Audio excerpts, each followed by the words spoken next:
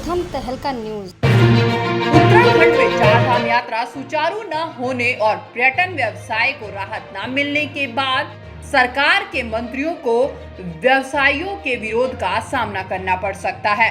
हरिद्वार के tour and travel व्यवसायियों का कहना है कि सरकार की ओर से उन्हें कोई राहत नहीं मिल पा रही है और अब वे सरकार के मंत्रियों को काले झंडे दिखाकर विरोध प्रदर्शन करेंगे।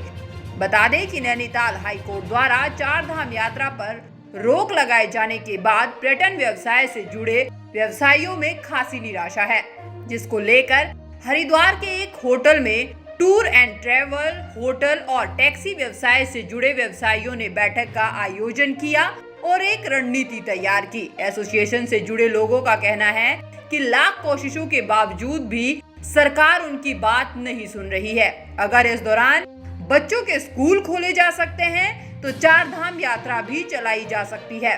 सरकार को कोर्ट में मजबूत पैरवी कर यात्रा खोल लेनी चाहिए।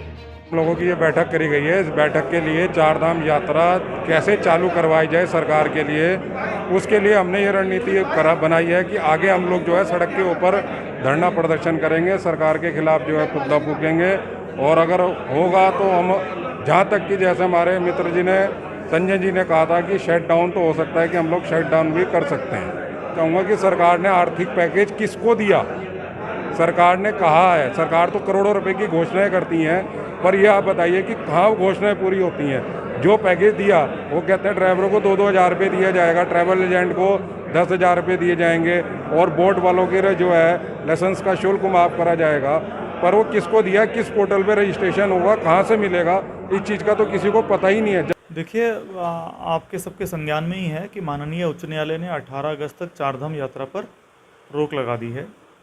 तो इसी विषय पे जितने भी व्यापारी यहाँ संगठन हैं, जितने पर्यटन से जुड़े हुए संगठन हैं, टैक्सी मैक्सी है, टूर ऑपरेटर्स हैं, संयुक्त मोर्चा पर्यटन उद्योग है, धर्मशाला सुरक्षा समिति है, अन्य बहुत सारे संस्थानों ने आज एक ओपन मंच रखा था जिस पे हम अपने इस जो आदेश आया है और वो डायरेक्टली हम लोगों की रोजी रोटी को इम्पैक्ट करता है और हमारे परिवारों की जो लाइफ लाइन है उसको इम्पैक्ट करता है, उस पर हमने एक ओपन हाउस रखा था चर्चा के लिए।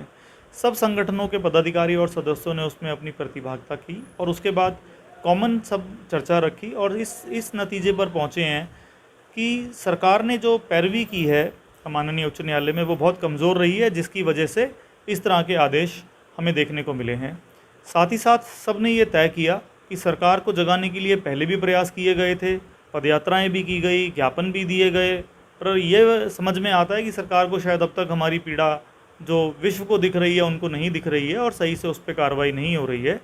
तो ये तय किया गया कि हम जितने भी पर्यटन मंत्री हैं, परिवहन मंत्री हैं या जो भी हमारे माननीय मुख्यमंत्री हैं, हम हर शहर में, पूरे उत्तराखंड में, पूरे चारधाम के क्षेत्र में हर जगह उन लोगों को काले झंडे दिखाएंगे और जहाँ तक होगा सब संगठित होकर देहरादून कूच करेंगे और वहाँ पर भी अपने इस प्रदर्शन को आगे बढ़ाएंगे और माननीय मुख्यमंत्री जी के पास अपनी समस्याओं को जोर शोर से लेके जाएंगे और ये मांग करते हैं कि चारधाम यात्रा को यथाशीघ्र खोला जाए।